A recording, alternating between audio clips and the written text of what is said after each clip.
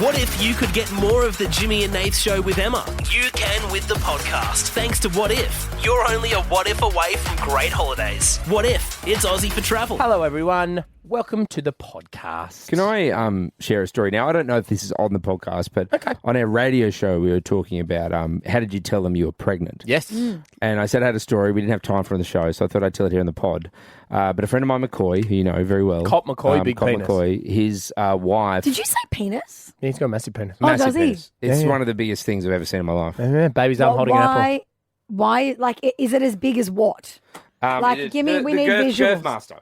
Girthmaster. Yeah. I have a video of him at the pub with me when he recently visited Sydney, and because we had Girthmaster on the show. Girthmaster is a very famous porn star from Australia, from Brisbane, who has a giant penis, very girthy. It's as big as a wine bottle. Yeah. So his dimensions are on the website, and I was telling McCoy that we interviewed this bloke, and I got the phone out, and I was like, I reckon you're thereabouts. So I handed the dimensions to him on my phone, and McCoy was like, going, this guy's got me for the girth, but essentially still the size. He's the girth master. Yeah. You know, right? He's the master of the girth. Well, master of the girth. My favourite about that story is when Jim handed McCoy the dimensions. McCoy had a tape measure ready. It's like he's been asked that all the time. I mean, it's like on the flop, it's towards his knee. And he used to tape it to the back of his leg when he played footy. No, 100%. Hand him heart. No, he didn't. Hand him heart. To the back of his leg. He's Why? That would be uncomfortable. You may want to tune Wear out. undies. You may want to tune out or turn this down a bit, but he has said that he's never fully been inside of a woman before. Because it's too much. That's really sad. I've chatted to his wife about it. She's like, you know, like they're happily married, second kid on the way. But she was like, you know, he was self-conscious about it. You got this big weapon that So we're doesn't talking fit. like 3/4 and that's all he can do. Yeah, because his is probably longer than Girthmaster's, but it doesn't have the girth. Yeah. So it's like this, just hangs.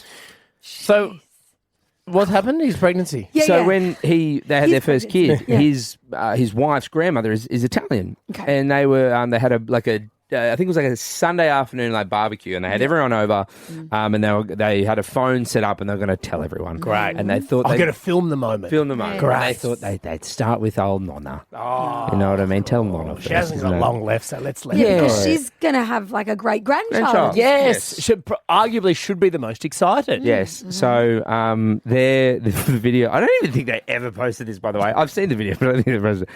And so she's there. Everyone's sort of like, imagine it's set up it's a leaning something in the kitchen, and then it films from the kitchen to outside, a little balcony outside.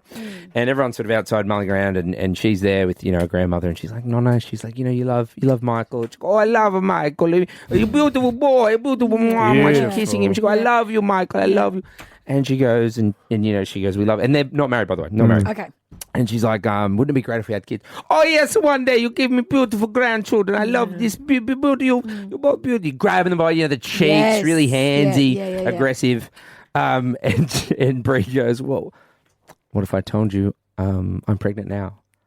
Oh, terrible idea, bad idea. You're too young, you travel the world, you don't have baby now. Bad idea, money, you're not ready. Michael, you're so low in You're police not force. married yet? You're not married. Blasphemy, black, terrible. Oh, no, make me very... Having a go at their jobs, And the whole thing is too. caught on camera. That's amazing. I just thought That's grandmas so would be... good. My grandma was telling me to have a grandchild for her when I was like 18, 19. Yeah, they die for it. But you know what's funny? I think but there's something about that Italian culture. You need to tick a few boxes gotta in be terms ready. of like marriage. Traditional. It's very tradition. traditional. You've got to earn Aussie, it. Aussie grandparents are like... My grand's like, she up the duff yet? Yeah. But it was very funny. That's so funny.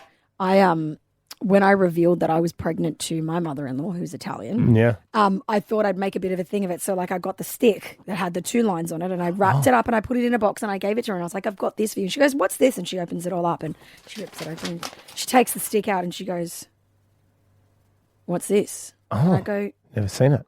are you shitting me right now? Like, you don't know what She this actually is? has no idea what it is. She's never seen one. No idea. I go, Rose, do you know what that is? And she goes, yeah, it's a thermometer.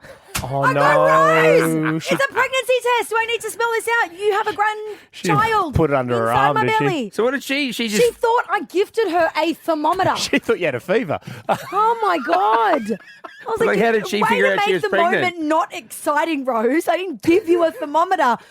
I am pregnant. I am with your grandchild. You are, beautiful. Emma, I love you. You're with temperature. Yeah, well done. You're too hot for this. Too hot. Go to She the puts her hospital. hand on your forehead. Oh, yes, you are burning up, Yep, darling. yes. You should use my new thermometer. I just got it. Is from this my for daughter. mouth or for anal? Which one I put it in? Which Oh, one? it's the anus one. It's this one.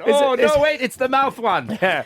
But why does it taste like wee? What have you been doing with this? Enjoy the podcast. Nathan, please get the round of applause ready for a radiant force in the Australian wellness landscape, a wellness entrepreneur, author, podcast host, and certified personal trainer, co-founder and CEO of Kick. Through her global Love Fitness app and the KickPod podcast, she champions a refreshing approach to health rooted in balance, self-worth, and joy. As a passionate advocate for body confidence and mental well-being, she empowers a thriving community to embrace progress over perfection and wellness from the inside out. Please welcome to the show, Laura Henshaw! Hey, Laura. Hi, wow, what an intro. That was very generous. Thank you. Congratulations on your pregnancy, Laura. Yeah, well done, Laura. How are you feeling? Thank you so much. Much better now. I'm in my second trimester, so I'm in week 16 now, so I'm kind of feeling back to being alive again, which is lovely. Yeah. Laura, for those, obviously a lot of people who listen to us would be big fans of you and would know the story, but can you tell us about how you found out and when you found out that you were pregnant? Yeah, of course I can. So it was back, a few months ago now. I was actually in training for the London Marathon. I had been on last year, for a little bit of context, a journey with working out if I did want to have kids or not. And my husband went on the same journey. And I had this age in my head, when I get to 30, then I will feel maternal, then I want to have kids. And the closer I got to 30, and then as I got past 30, I actually felt the opposite. Like I was like, oh, my maternalness is actually going the other way. So I went on this journey last year and ended up working through everything and decided that I did want to have kids. But it was definitely a surprise when we found out, because I was training for the London Marathon and we were actually planning to start trying kind of towards the end of the year. So it was, yes, a very big shock to see the 2 lines on the test, which I know is a privilege. Like I'm so lucky that I didn't have to experience infertility, that I know so many people go through. But I literally didn't even wait for him to get out of the shower when I did the test, because I was like, there's no way I'm going to be pregnant. Like, I don't even know why I'm doing this test. And then it was positive. And the first thing I said to him is, can I still do the marathon? And it's funny looking back now, because we were both like, yeah, of course I can. Of course I can. Yeah. And no, I absolutely couldn't. I was so tired. So I went from running like 30K to struggling through 3. I love that, everything that you both, you girls share on the Kick Pod, but it must be difficult at times when everything that you are sharing is just out in the open for people to consume, and then have some sort of weird right of reply. Yeah. Yeah, I mean, it's something that I think, because I've done this now, like Steph and I have both been on social media for over 10 years, which is so crazy. It makes me feel so old. But it's been a long time on social media. I think it's interesting. I feel like I've got much thicker skin now. You kind of have to just get thick skin. Some of the commentary has been really interesting. I think because I did go on the journey last year and not knowing if I wanted to have kids or not, a lot of people, which I thought would happen, have kind of commented like, why are you pregnant now? You said you didn't want kids and now you've changed your mind. Oh, how dare you change your mind? I know. The Laura exactly. Henshaw rule book. Laura Henshaw pregnant. And people go, she said she didn't want children. Somebody lied. Actually, Laura, that leads itself to the conversation we had last week with the private investigator, the PI around Indy Clinton. If you don't know Indy, she's a Sydney influencer who hired a PI to identify her persistent trolls. Is this something you and Steph have had to think about? Oh, yeah. It's amazing what Indy has done. I think all power to her. In particular, and this is something that Steph has faced, I'm sure I will face it when I do have my child, the opinions around mothers and how they mother and if you should show your children online or not, et cetera, et cetera. If you go to work, you shouldn't, because you should feel guilty because you should be a full-time parent. But if you're not working, like, it's just all of these things and all of these opinions. And so I do think the motherhood community, like on Instagram, they get it the hardest, which is what Indy has had. Obviously, all trolling is shocking. And I think what Indy spoke about, and I'm so glad that she did, is that impacted her mental health significantly. Yeah. So I 100% agree there needs to be more accountability. I probably should apologise because, we're chewing your ear off. Yeah. We'll probably chat to you all day. I find it very interesting. But we also want to chat to you about Blackmores as well. Yes. Yes. I know you have partnered with them.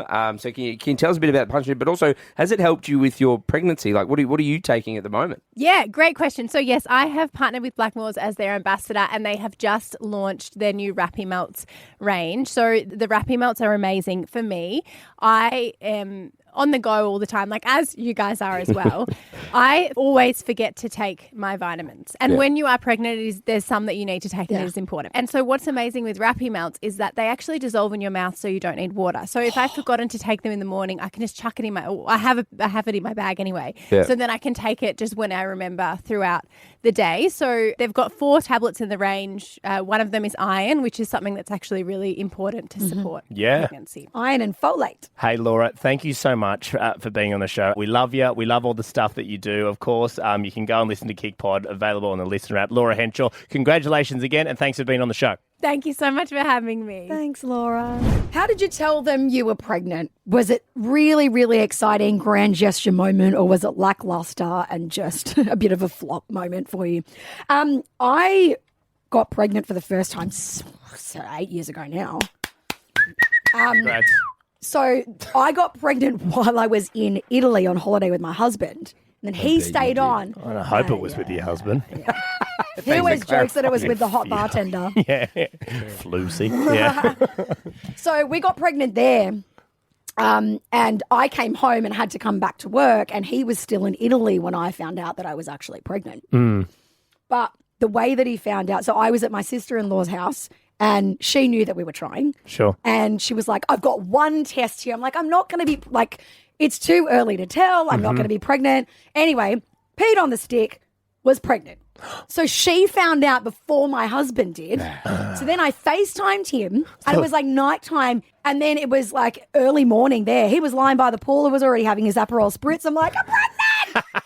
So he found out via FaceTime while he was just living it up in Italy. Meanwhile, I'm super hormonal. Yeah. That's and also, great. And he extended his holiday, didn't he? Do you know what? He was there for another 5 weeks. Yeah. He wasn't even here for the dating scan. I had to bring my parents with me. He was there for 9 months. Yeah. He was like, not going home, not going home. Not. Christy. Hello, Christy. Oh, hello guys. How are you? Good, Christy. How did you reveal you were pregnant? It wasn't very romantic, but after I peed on the stick and it came up positive, I just kind of just chucked it at him.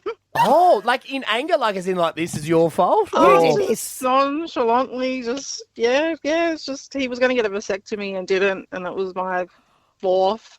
Yeah. Oh, so it was a bit of an unplanned sitch. So Yeah, pretty right. much. So you threw the stick at him, right? And then did. did you be like, you should have got the snip because now look what's happened? Yeah, it's sort of like hint, Yeah. Yeah. I was excited, but yeah, he just didn't even know what it was or where it was, and it took him ages, and then I pretty much had to point out that it looked positive. And So he didn't know where it was. It's pretty easy where it goes. Yeah, it's under the belly button. Kirsten. Hi, Kirsten. Hey, how are you? Good. How'd you reveal you were pregnant? Look, this is my second. I wasn't planning, or I hadn't spoken to my husband about it. I just I held someone's baby and I went, you know what? I'm bored at work. I'm going to have another baby. And so As you I do. was like running the errands, went to the local Westfield and just, grabbed the Priceline pregnancy test, went to the toilet, went, oh crap, okay, I am, sent the picture to my husband, and he didn't reply to me all day. So I was like, oh dear. And meanwhile, he'd been like messaging all his friends going, look at this, look at what Kirsten found. Some poor bastard's going to find out today that they're whatever's pregnant. Oh my And God, then, he yeah, thought I you came found home. the test? It wasn't yours? He thought I'd just taken a snap of someone and someone's test in the toilet. Oh. But then, when I got home, I went, what do you think? And he goes, what do you mean, what do I think? And I went, we're pregnant. And so it was a delight. But at the same time, it was like, yeah, I had thought all this time this was someone else is going to find out this news. Oh. So, yeah. And also you found out in a public toilet. Also, Oh, look, you're really, like, being a mum, you're busy. You're just on the run. So I Yeah. just wanted to get it done. And, I had a hunch that I was pregnant. I'm so- more concerned that your husband just thinks people leave positive pregnancy tests around. Exactly. You know what I mean? You're going to Bondi Westfield. You'd be surprised having what a you slap. find in the Westfields, yeah. No, that's for it's sure. public tour, mate. You'd be surprised what you Yeah. find. Yeah, I found at least 4 today. You know what I mean? Trending now with Emma Chow. Travis Kelce says he and Taylor Swift might be popping up everywhere, but they're not looking for attention. Have a listen to him explain that they're just being a normal couple. It gets thrown out there as it's like we're trying to seek attention every now and then, but it's like we're just enjoying life and having fun, going to hockey games. Yeah.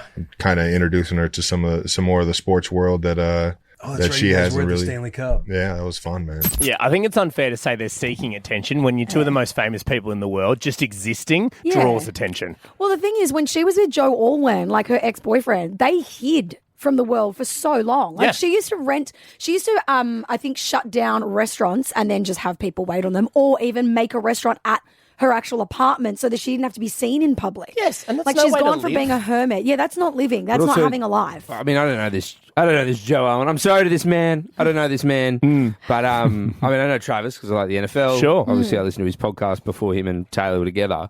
He is just a social butterfly, right? Yeah. He is, you know. Yeah, he's just living. He just he's always been out doing stuff. And I think that's like, at some point when you're with your partner, you take on sort of traits of both of them. So I don't know in the previous if, you know, she took it on a bit of Joe and it was a bit more, but like. I think she did, yeah. I don't think, again, to your point, Nathan, they're not going. Because Travis was always doing this. Yeah. I mean, he is getting way more publicity because he's dating Taylor now. Yeah. But he was always going out to dinners and meeting people. But even Taylor, like, just because she goes to dinner doesn't mean that she's asking for attention. She's just going to dinner. Yeah. She just happens to be Taylor Swift. Yeah, she's not calling the Paps No, like a random she Maps doesn't need to. ex-contestant. She's the most famous person in the world. She doesn't need to do that. I think it's unfair to say they're seeking attention. No, they're just living, because as soon as they go, all right, fine, we won't go out and do anything, then everyone will be like, oh, they're sheltering themselves. They don't want to be seen. They're on cutting the themselves. rocks. They're on the rocks. Yeah. It's a lose-lose. One of my favourite Jay-Z stories is when he was younger and he'd get like, and he was famous, right? He's released, I think, maybe one album, maybe 2. Yeah. And he was like, when I was feeling like fly, like he's like, I'd got a real good fit on, give me a new hat, new jeans, I was feeling good. He's like, I'd get one of his friends to call the paparazzi and be like, I hear Jay-Z's going to be at this restaurant. Oh, so that good pics of him? Yeah, so he's like, I'm getting proper professional photos done. Because guys take the worst photos of themselves as well. Julia Fox has said when she's in New York and she's wearing some wild outfit, she goes, I didn't put all this effort in to look amazing for there to be no paparazzi shots. So she's like, I put hand on heart, I call the paps. Take the shots. Anytime I'm sunbaking nude on the roof of my house, I call the paparazzi. No They don't one's turn ever up. came. No, they stop. Maybe that's why they don't take the photos of you at the gym. No, Because you're walking around nude. I call the paparazzi call the police, and that's what happened. It's a vicious cycle. And finally, Katy Perry's gotten emotional at her last Aussie show. She has been here in the country since the start of June and did 15 shows all up. Wild. This is a big moment for her personally, too, because she was in Australia when the news broke that she and Orlando Bloom had split up after 10 years together. Have a listen to her thank her fans right before the firework finale.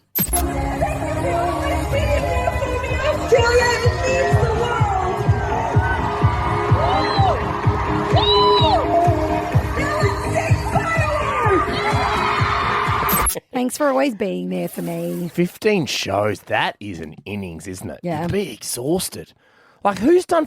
She's not even finished yet. That's That's just finished one country, then she's moving on. That's, I mean, only Pink does more shows than that. I think she does like 55 shows in Australia every time she comes. That's not even an exaggeration. No, it's She did unbelievable. so many shows. It's unbelievable. People love Pink. Mums love Pink. Mums love My Pink. mum loves Oh Pink. my God. Yeah. Me and your mum had a great time at Pink. Jim, this may be officially the saddest news that I've heard on the show in a very long time. Because the classic Aussie pub shout, as we all know and love, is dying. What do you mean? The pub shout is dying. If you don't know what a pub shout is, grow up. It's essentially doing rounds of drinks with your mates and taking turns to buy the next round of beers. New data on how Aussies are spending their money reveals that rising living costs mean a full round for a table can easily top $100. And people can't afford that in one go. Yeah. So if you're doing a round of espressos, sometimes you're looking at 180 to 200 if you've got a few people there. Yeah. And people can't afford that in one go, which makes sense. Therefore, people are now opting to just buy their own drinks, therefore killing the pub shout. Devastating news. What about that very, very, very long lunch you went to in Hobart at a winery. Yeah, that was a long lunch. With a bunch of mates, and they played card roulette. Yeah. Are you aware of this, Emma? What's card roulette? Card roulette is roulette. when everybody puts their card down and the waiter picks one card to pay for the entire bill. And one person, so you all have to agree to it. Yeah. So you have to be like, Okay. hey, do we want to play card roulette? Yeah. Because Okay. that means that, one person will pay, the others won't. How much was that? $6,000. $6,000 card what's- roulette. No. Yeah. Yeah. Like I said, it was a very, very It was his fault. He had long- the black Amex. Mine was Oh like a my shitty St. George God. bank debit child wizard card or They something. had to pay $6,000. $6,000 Stop it. card roulette. Now that's definitely not happening That anymore. sucks. Yeah. But the pub shout is dying. I love the pub shout. I think there is nothing more empowering than coming back to your mates and it's your shout and you got two big jugs and the cheer just goes up. Yeah. You know Yeah. what I mean? Or Well, it's nice to get, you can share it, you know what I mean? Because, Yes. when you're drinking with mates, it is kind of a pain in the ass where, you're getting up and down. But if one, if it rotates, Yes. it's always one person's job to bring the beers back, so you don't have to get up. But Well, just for the us, it's a cheer. bottle of Prosecco each. Oh, Like, yes. I'll get the bottle, you Love get the next that. one, you get the next one. But there's so many elements to the pub shout that I love. You know, the Spider-Man style meme when you're trying to figure out who's next, whose shout is next, the pointing at each other, the cheer when somebody comes back, the power in your hands when you're holding the jug. And then a hero comes along. It's literally but all that is dying, guys. I'm very upset by it. So I thought we could do something right now just to celebrate the pub shout. On 131060, jump on the phone. Did someone not pay for their shout? Because what we want to do is get them dobbed in on live on the show, and maybe we can make a bit of a call. Maybe we could be, we could give them a bit of a nudge to make sure that they do pay their shout. So we've got Luke on the phone. Luke, are you a big fan of the pub shout? I am a huge fan of the pub shout, but I would just like to dob in one of my best mates, Matt. Okay. What's If you're happened? listening, Matt, I've just sort of realised, over the last, 3 or 4 years, we've been going out every 2 weeks. Yeah. And, I'm just starting to come to the realisation that he has not paid for one drink in, I'd say, the last 6 months or so. How does he get away with that? Well, I don't know. After a few, it just sort of, it's just forget. monotonous. But Yeah. when I wake up the next day and I'm like, I'm $300 short, or and I do the math and I'm like, no, surely I didn't drink that much. Yeah. What? Have you said anything to him, Luke? He's one of those mates that if I say something, he just might not come out with me ever again. Oh, he knows as well. So he he knows he's getting knows. away with it. I think he does 100%. Okay. But yeah. So this isn't a one-off incident. This is like roughly how many beers do you reckon he owes you, Luke? Just so we know. If you had to guess. Mate, I'd say probably total over the 6 months, I'd say maybe 50. 50 froths. Wow. 50 frothies. Okay, what about this, Luke? What about net? We'll go to a song, and what if we'll come back and we'll do a bit of a shout shakedown. That's what I think we call it, a shout shakedown, and we call Shake Matt. him down. Shake him down. We do a live phone call to Matt and just confront him and say he owes you a few frothies, Luke. How do you think he'll take that? I think he'll be put on the spot, but he's got a good job. He'll be able to front up. he's Oh, good the for fact it. that he can afford it, and he's just being a 100% tight he ass can. and smoke bombing before it's his round is atrocious. He's good. He's That's good it. for it. That's the big he's thing. good for You can't look when the shout's dying, guys. You've got to make sure you honour your shout. All right. Well, Lukey, we'll cold call Matty next, and we'll do a shout shakedown, and we'll make sure that he comes good on all the beers that he owes you. Okay. Let's do it. All right, we'll do it next. Guys, we just asked the question on 131060. Who didn't pay for their shout? Can we then call them live and do what we're calling a bit of a shout shakedown? Shake him down. Shake him down, Taylor Swift style.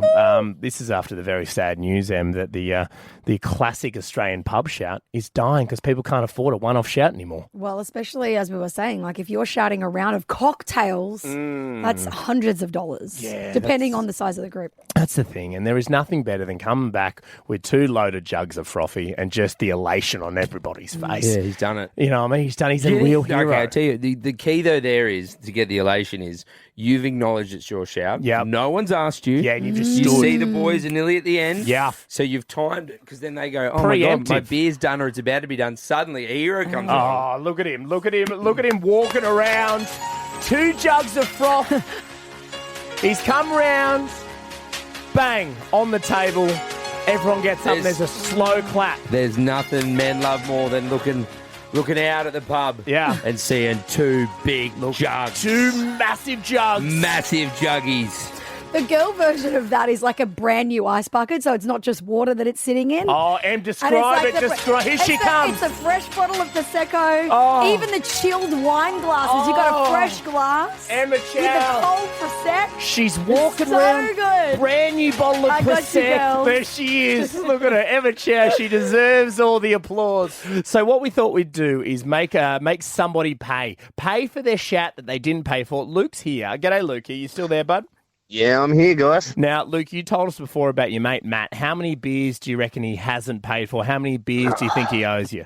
I reckon rough estimate over the past 6 months it'd be around 50. Okay, all right. So we're going to act as your shout shakedown people. It's almost like we're the debt collectors. So you'll be here, Luke. If we do need you, we will call upon you. But it's up to us, guys. We've got to remain tough here, and it's almost like we're knocking on his door, right? We're just shaking him down for the cash that he owes. So we're looking at over 500. Yeah, that's just like how much is a beer now? Well, it depends if you're buying like a pint or a schooner, but I'd say around $10. Okay. Yeah, Give okay. or So take. it's about 500. All right, let's give Maddie a call, and hopefully he answers. Shout shakedown. Matt's phone. Hello, Matt. It is the Jimmy Nath Show with Emma. Have you heard of us before, Matt? Oh, yeah. Oh, yeah? Okay. Also, he said Hey, Matt's Matt. phone. He didn't say it was Matt. No, that's true. Is this Matt? Is this Matt? Yeah, it is. Okay, that's good. Thank God. Matt's phone. Steve speaking. Matt, now, obviously... Hey, guys, I gave the PA a day off. Yeah, no, you're a good fella. No, he's not. No, He's not a good fella. That's a naughty boy. That's the reason for this call, yeah, Matt. There's something big we need to break to you, and I'm going to give it to Em because Em, I need you. Why you. am I the bad guy? Well, because I'm already the bad guy at home. No, but that's the thing. I need you to channel angry mum, and I need you to tell Matt why we've given him a cold call on the radio. I just think it's only fair that you do this, Chow. Matt, we need you to take accountability for your actions or inaction. Sounds awesome. Okay. Do you enjoy going out with your mate Luke for frothies on the weekend? Oh, sometimes. Sometimes. He says you go every couple of weeks. Be a bit of a pain in the arse, Lukey, can he sometimes, Matty? Oh, he's okay. He's all right. Okay. A couple of days afterwards is a bit of a whinger, but it's all good. I'll tell you why that happens though, Matt. Why? Do you want to have a stab in the dark as to why Lukey's feeling a bit mad 2 days later? Oh, he gets angry that I take some of his chips. It's not the chippies. Not the chippies, Matt. No, it's all the beers, Matt. You are like stepping out of the Allegedly, sorry. I'm not paying for the beers, Matty. Yeah. Oh, it's a bit harsh. When was the last time you shouted around? With Luke? Yeah, with Luke. That's the person in question. I think we went out probably in the last month, so maybe then. Can't remember. After a few beers, everything starts flowing. Maybe then, that's because a good excuse. Matt, there's an accusation that there's about 50 beers short. About 50 beers that you owe. Over the last couple of years? Over the last couple, it's 6 months, I think it was. You guys get into it. Over the last 6 months, there's an accusation there's about 50 beers that you've fallen short of. Is there any truth to that? Didn't realise Luke was an accountant as well. But would it be fair? Would it be fair, Matt? It could be possibly around 50 beers, yeah. Okay, all right. Been a lot of time. But I mean, and what's the figure you put on that, Lukey? Like, how much are the 50 costing him? I mean, Luke's there as well. Luke, you can tell me the figure. Sorry, guys. Yeah, Luke, how much do you reckon he owes you? I reckon it's around 500. There you go, Matt. Matty, you own $500. Oh, that's steep. That's what happens when you accrue debt. You invited me out, mate. It's true. I believe it was a mutual agreement. I guess we mutually agreed to go out. Yeah. What about Matt? What are you willing to pay? Right, Yeah. he's thrown 500 out. What do you think you owe? Let's mediate this. What do you think? What? How many beers do you reckon you owe, Matt? What do you? What do you? Money figure. Yeah, the cash. Oh, look, the way prices are, he's probably right. Probably around that $400-500 mark. I can't lie. What if you could get more of the Jimmy and Nath Show with Emma? You can with the podcast. Thanks to What If. You're only a what if away from great holidays. What if? It's Aussie for travel.